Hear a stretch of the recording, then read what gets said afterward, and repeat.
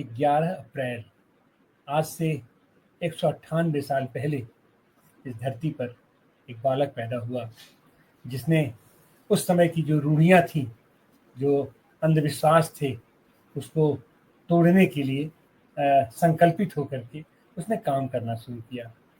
और वो आज की तारीख तक उनके उस रोशनी, उनकी उस मशाल की तेज में, उनकी उस रोशनी में आज की तारीख तक वो संघर्ष लगातार चल रहा है। और शोषण, दमन, उत्पीड़न का कार्यक्रम और वो अंधविश्वासों से जकड़ी जड़ता को एक समुदाय है, कुछ लोग हैं जो आज की तारीख में भी उसको बरकरार रखने की कोशिश करने में लगे हुए हैं।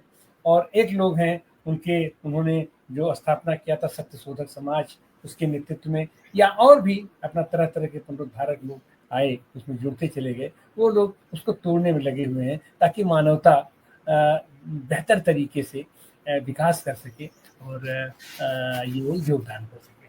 आज उन्हीं महात्मा ज्योतिराव फूले के ऊपर बात करने के लिए, उनके विचारों के ऊपर बात करने के लिए हमारे साथ हमारे युग के वरिष्ठतम साथी डॉक्टर सुरेश खैरनार हैं। खैरनार साहब, आपका बहुत बहुत स्वागत है, बहुत बहुत अभिनंदन है। अभी आने वाले 2027 में हम लोग दूसरी शताब्दी की ओर बढ़ रहे हैं ज्योतिबा फूले की।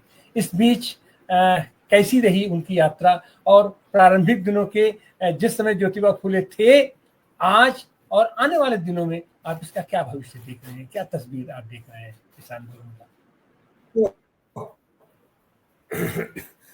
आज महात्मा ज्योतिबा फूले की 198वीं जयंती है।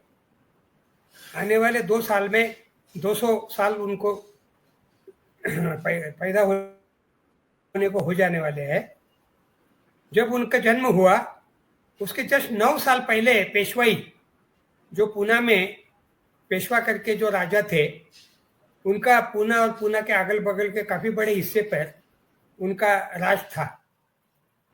तो ये पेशवा 1818 यानी 207 साल पहले जो लड़ाई हुई थी, जिसको भीमा कोरेगांव की लड़ाई बोलते हैं, जिस भीमा कोरेगांव का मामला अभी काफी चर्चा में है, उस भीमा कोरेगांव के 200 साल के कार्यक्रम में जो लोग शामिल थे उनमें से 1 दर्जन से ऊपर लोग जेलों में बंद है, कुछ लोगों की जेलों में ही मृत्यु हो गई। तो वो भीमा कोरेगांव की लड़ाई में पेशवाओं का जब पराजय हुआ अंग्रेजों के साथ में, तब पूना और उसके अंडर में, पेशवाओं के अंडर में जो महाराष्ट्र का जो हिस्सा था, उसमें पेशवाई खत्म हो गई। पेशवाओं के राज को मराठी में पेशवाई बोलते थे। तो पेशवाई खत्म होने के 9 साल के बाद में ज्योतिबा का जन्म हुआ 1827 में। और वो जो पेशवाई खत्म हुई थी, जिसको अपनी कहावत भी है कि रस्सी जल गई लेकिन बल कायम है, तो बल वाला जो मामला है, पेशवाई के जमाने में पूना में दलितों को यहाँ पर मटका बांध के चलना पड़ता था, ताकि वो अगर थूकने की उसको नौबत आए तो वो उसी मटके में थूकेगा। कमर के पीछे एक झाड़ू बांधा जाता था, पीछे से जो झाड़ू चलते हुए उसके पैर के निशान नष्ट करेगा। वैसे तो उसने दोपहर के 12 के पहले और बाद में निकलना नहीं है, क्योंकि छायाएं लंबी होती है सवेरे भी और शाम को भी। तो उससे सिर्फ 12 बजे के आसपास का जो समय है जिसमें अभी हम लोग बात कर रहे हैं, बस ऐसे समय में अगर निकले।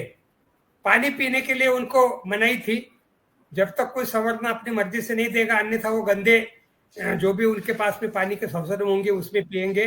लेकिन आम पूना वाला आदमी जिसमें पानी पीता था उसमें उनको इजाजत नहीं थी।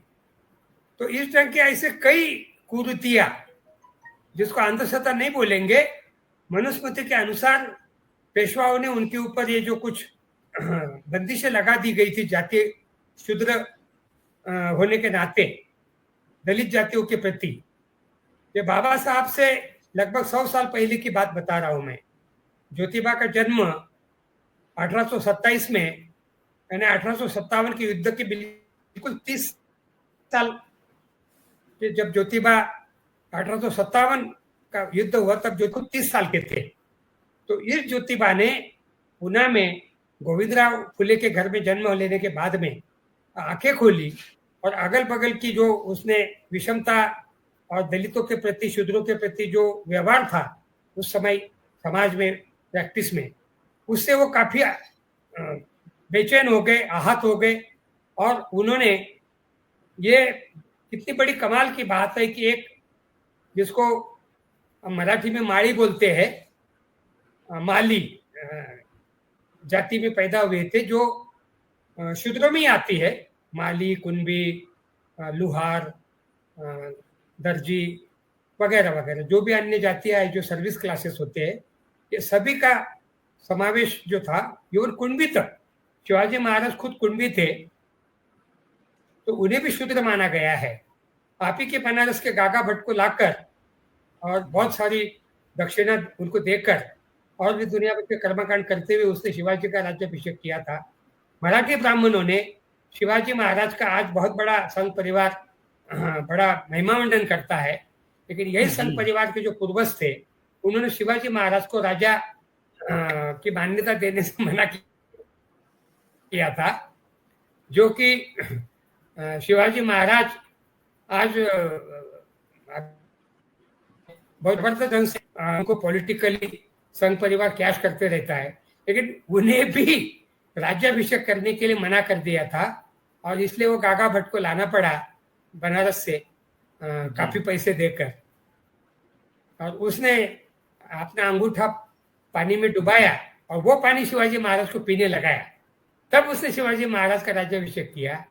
तो इस परंपरा उस में ज्योतिबा नाम का एक लड़का होता है 1827 में, और वो लड़का आंखें खोलने के बाद जब अपने अगल बगल की विषमता देखता है तो वो बेचैन हो जाता है। और सगुणाबाई क्षीरसागर नाम की उसकी एक मौसी थी, क्योंकि ज्योतिबा की माँ बहुत बचपन में उनका देहांत हो गया था, तो मौसी जो थी वो एक तरह से माँ की भूमिका में आई। और सगुणाबाई क्षीरसागर एक पुणे के फादर, क्रिश्चियन फादर के घर वहां भी काम करती थी, तो फादर को बोलकर उन्होंने ज्योतिबा को मिशन स्कूल में डाला। ज्योतिबा का जो ज्ञान जो आगे बढ़ा है, ज्योतिबा ने जो दुनिया भर का अलग अलग गुलामगिरी से लेके बहुत कुछ जो लेखन किया और अंग्रेजी में हंटर कमीशन को निवेदन जो अंग्रेजी में लिख के दिया, वो वजह है ज्योतिबा को अपनी मौसी के कारण मिशन स्कूल में पढ़ने को मौका मिला।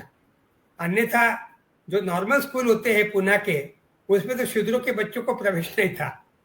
और नॉर्मल स्कूल में पढ़ने के बाद में, मिशन स्कूल में पढ़ने के बाद में ज्योतिबा को अंग्रेजी भी पढ़ने लिखने बोलने जैसे आने लगी।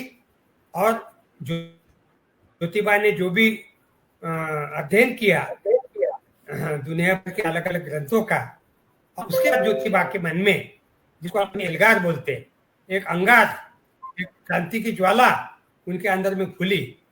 और उसके बाद में ज्योतिबा ये भारतीय इतिहास में, मैं बंगाल में भी 15 साल रहा हूँ, राजा राम मोहन राय, सिल्क विद्यासागर के भी बारे में पढ़ा हूँ, लेकिन ज्योतिबा ये पहले आदमी है जिन्होंने जाति व्यवस्था के ऊपर कुटाराघात शुरू किया। उन्होंने शूद्रों को पानी पीने के लिए अपना खुद का हौद जो था उसको खुला किया।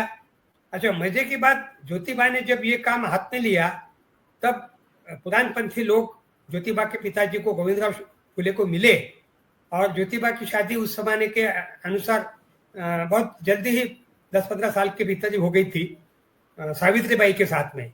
नायगांव नाम की पुणे के नजदीक की जगह सातारा जिले में, वहां की ये लड़की सावित्री, उसके साथ शादी हुई।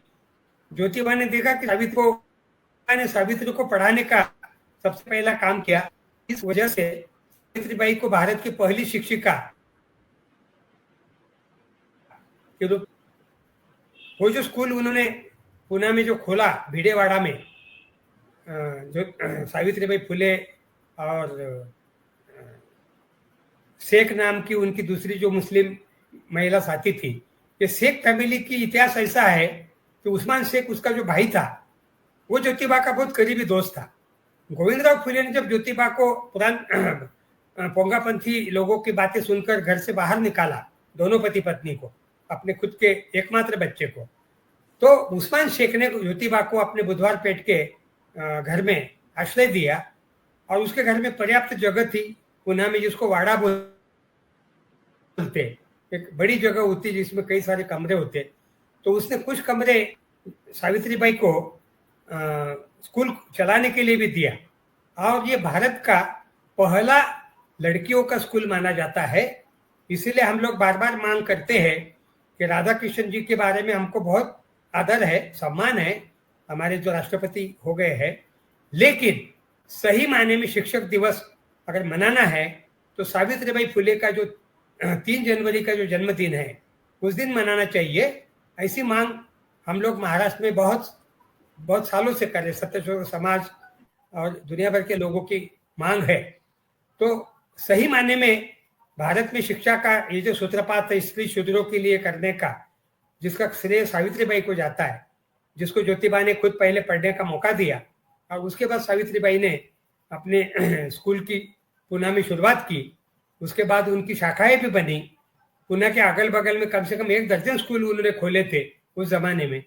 और अंग्रेजी शिक्षा अधिकारी जो होते थे उन्होंने सावित्रीबाई के स्कूलों को अपने स्कूलों से, यानी सरकारी स्कूलों से बेहतर सर्टिफिकेट तक दिया है।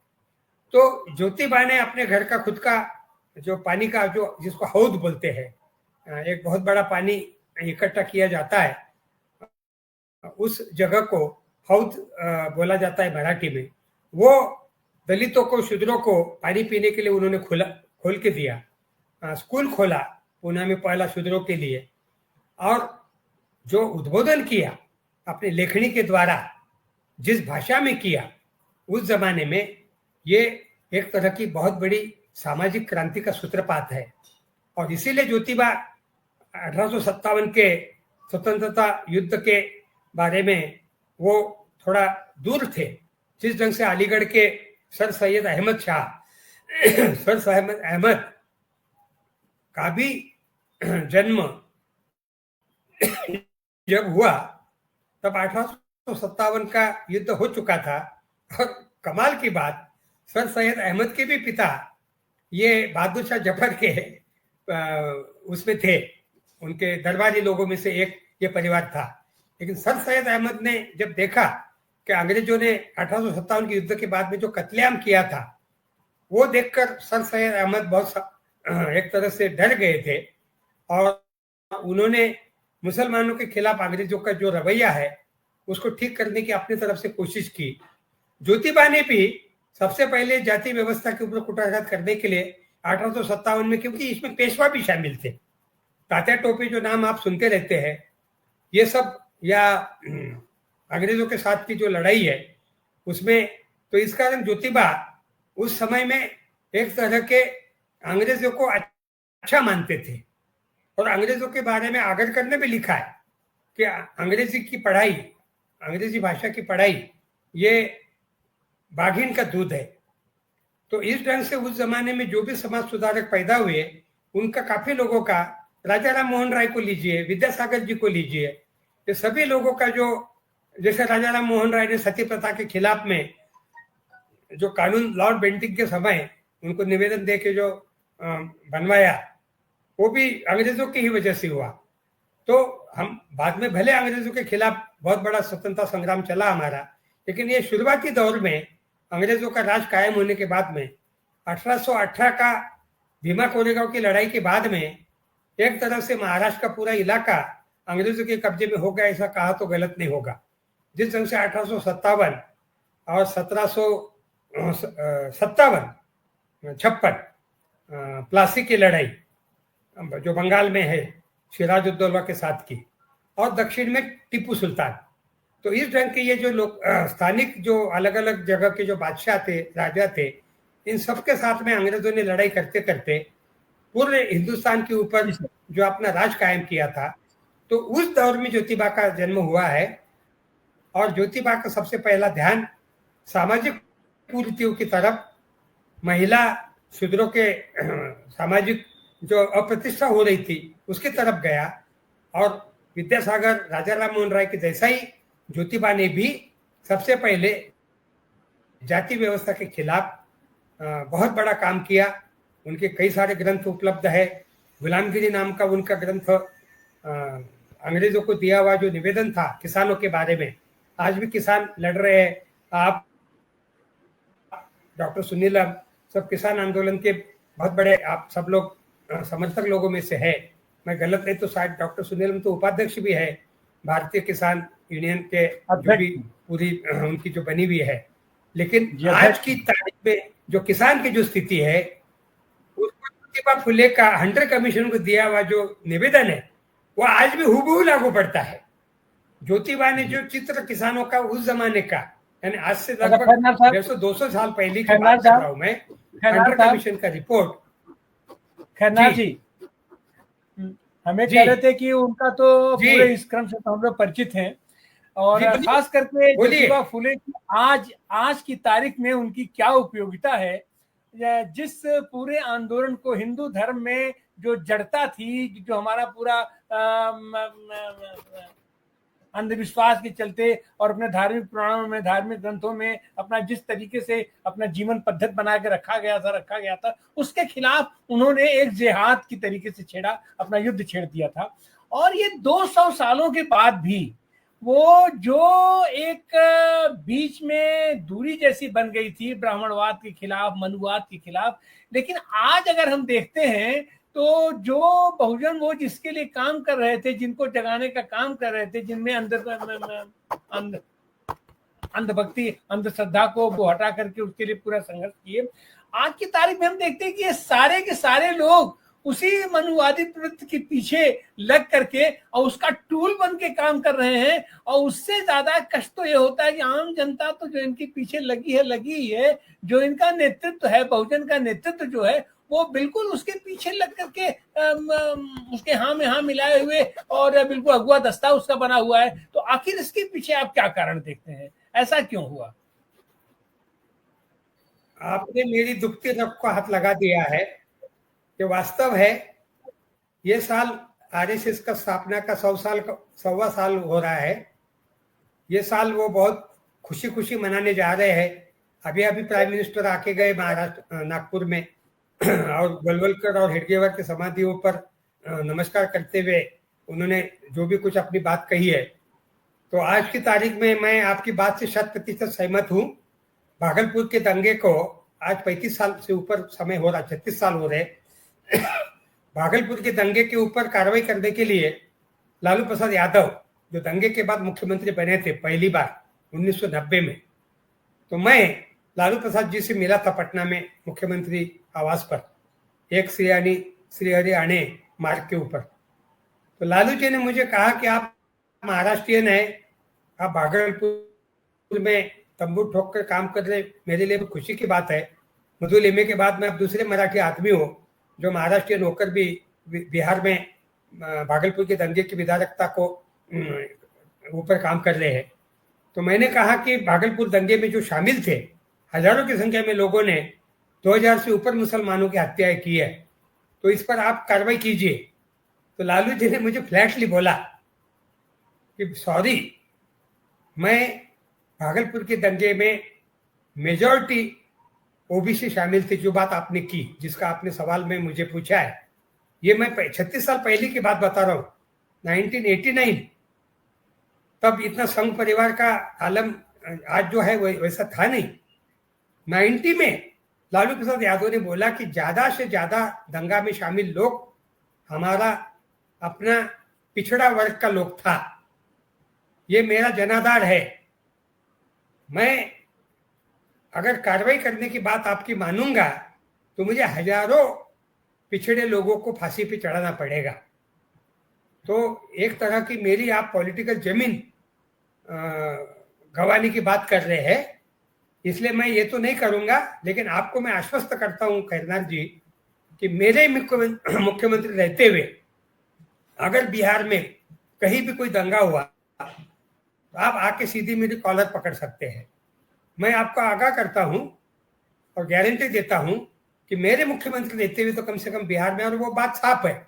बाकी लालू जी के बारे में हम बहुत सारी अन्य बातें सुनते रहते हैं, लेकिन सांप्रदायिकता के बारे में आज की तारीख में भारत में जो राजनेता है बचे हुए, और वो मुख्य रूप से समाजवादी परिवार के, उसमें लालू प्रसाद यादव आज भी इतनी सारी बीमारियों के बावजूद, इतने सारे कोर्ट केसेस के बावजूद, इतने सारे जेल के बार बार उनको यात्राएं कर देने के बावजूद वो झुके नहीं है, और सांप्रदायिकता के बारे में, वो संघ परिवार के बारे में, बीजेपी के बारे में वो किसी भी तरह के कॉम्प्रोमाइज करने के लिए तैयार नहीं है।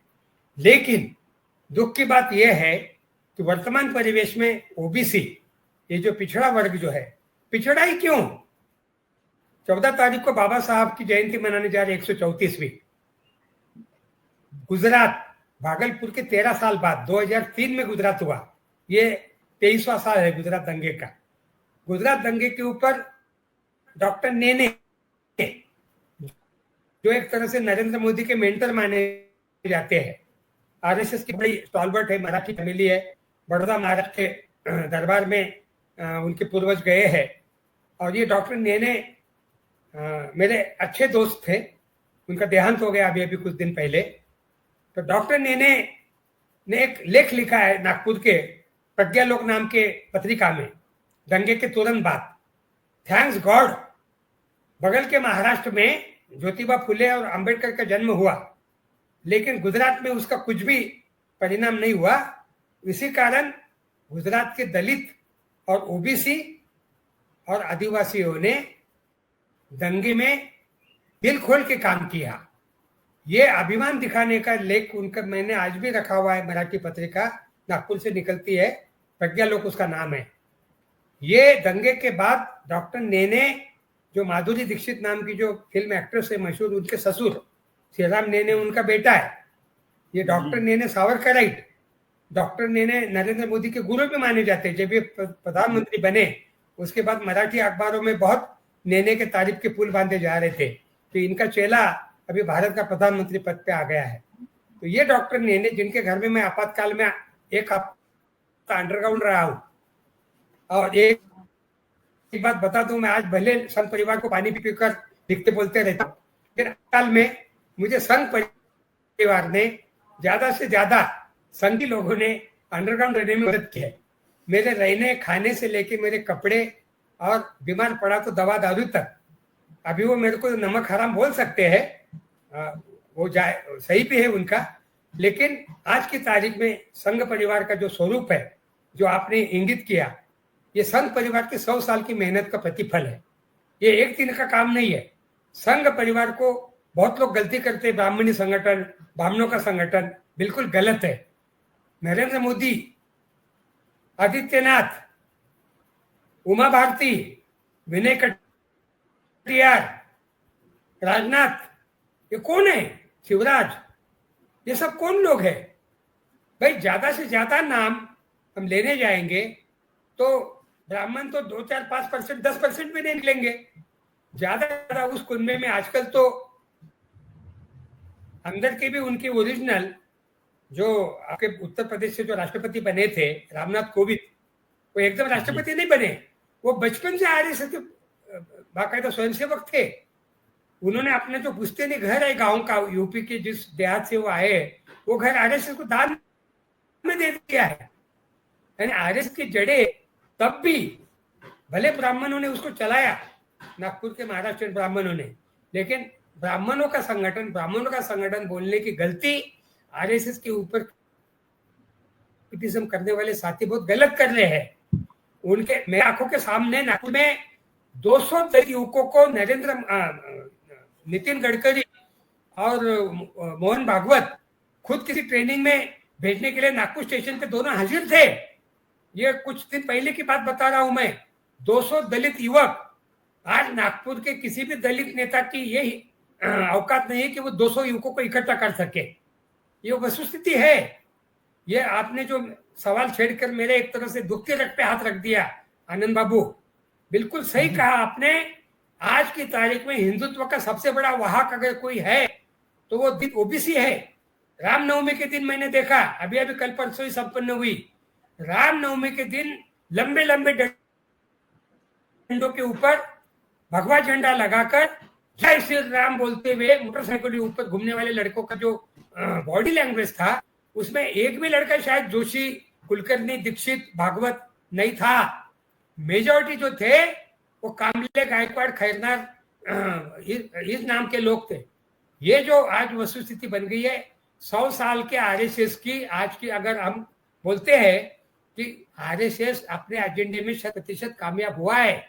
आरएसएस ने दलितों से लेके ओबीसी से लेके आदिवासियों तक अपने पैठ बनाई है।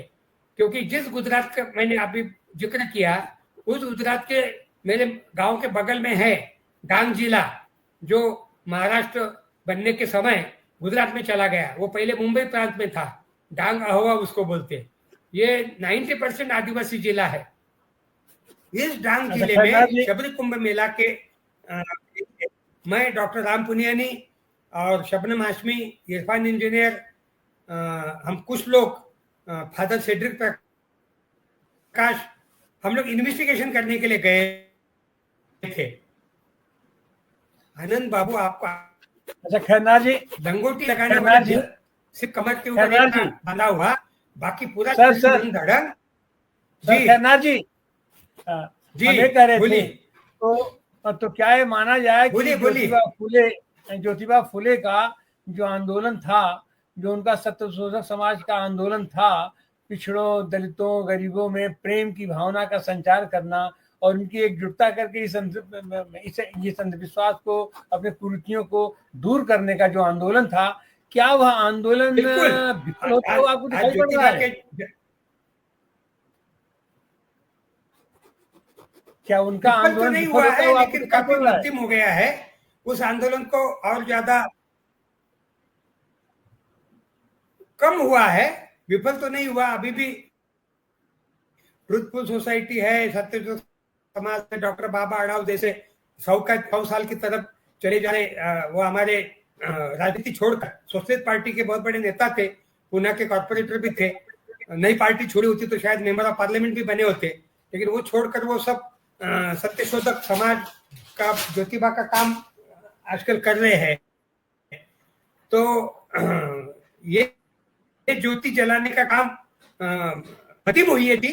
ज्योति को तेज, ज्योतिबा के जन्मदिन के बहाने मैं आज ये प्रार्थना कर रहा हूं कि आज इस आंदोलन को ज्योतिबा के जन्मदिन के बहाने आने वाले 2 साल में 200 साल होने जा रहे हैं, तो उस बहाने हम लोगों ने सबने प्रतिज्ञा लेनी चाहिए। और 14 तारीख को बाबा साहब का भी जन्मदिन आ रहा, 14 अप्रैल को। तो ये दोनों महानुभावों के जन्मदिनों के उपलक्ष्य में मैं आज हमारे बहुजन, हमारे टीवी के सभी दर्शकों को विनम्र प्रार्थना करूंगा कि महात्मा ज्योतिबा फुले का जो सत्यशोधक समाज का जो प्रयास था, उसको दोबारा और ज्यादा तेज करने की आवश्यकता है। तो हम 100% आरएसएस को, संघ परिवार का जो हिंदुइजेशन का और जो एक तरह का मनुस्मृति को दोबारा महिमा मंडित करने का जो प्रयास चल रहा है, उसको हम पराजित कर सकते। मध्यम हुई है ज्योति, बुझे नहीं है। इसलिए आज के दिन मैं यही प्रार्थना करूंगा, यही उम्मीद जताऊंगा कि महात्मा ज्योतिबा के 198वें जन्मदिन के बहाने हम सभी लोगों ने, ज्योतिबा फुले को, बाबा साहब को मानने वालों ने एक संकल्प लेना चाहिए कि संघ परिवार का अगर सचमुच अगर कोई काट हो सकती है तो महात्मा ज्योतिबा फुले, बाबा साहब आम्बेडकर का जो साहित्य है, उन्होंने दिखाया हुआ जो मार्ग है, उसी से जाकर हम लोग ये पूरी लड़ाई को हम विजय में परिवर्तित कर सकते हैं, ऐसा मुझे विश्वास है। धन्यवाद जी, बहुत बहुत धन्यवाद खैरनार साहब। तो इतना तो निश्चित है कि ज्योतिबा फुले ने जो ज्योत जलाई थी, वो बहुत ही विषम परिस्थितियों से आज भी जूझ रही है। हिंदू धर्म की जड़ें, हिंदुत्व की जड़ें उसके अंदर प्रवेश करके इतना उसको विकृत कर दिया है कि उसकी उस विकृतता को, उस अंधकार को छांटना बहुत ही मुश्किल का काम हो गया है, लेकिन असंभव काम नहीं है। उसको छांटने के लिए ये हमारा समाजवादी आंदोलन, ये वैज्ञानिक धारा के लोग, तर्कशील लोग लगातार लगे हुए हैं। और निश्चित रूप से सत्य की विजय होती है और सत्य इनके साथ है। असत्य की वो कालिमा चाहे जितनी घनघोर हो जाए, घटाटोप हो जाए, लेकिन उसको छटना ही छटना है। तो हमें उम्मीद करते हैं कि आने वाले 2 सालों में, जब हम दूसरी शताब्दी में हम इनका मना रहे होंगे ज्योतिबा फुले का, तो जो उनका विचार था, जो उनका सत्य शोषक समाज जी जी जी वो जो मशाल थी, वो दर्शन परिपूर्ण रूप से इस मानवता को, मानवीयता को उद्घाटित करके एक शीर्ष पर ले चलेगा। आपके मुंह में और घी जितनी शक्कर। अंधविश्वास है, कुरीतियां हैं, सब हम उसको छांट पाएंगे। बहुत बहुत धन्यवाद आपका। जी खन्ना साहब।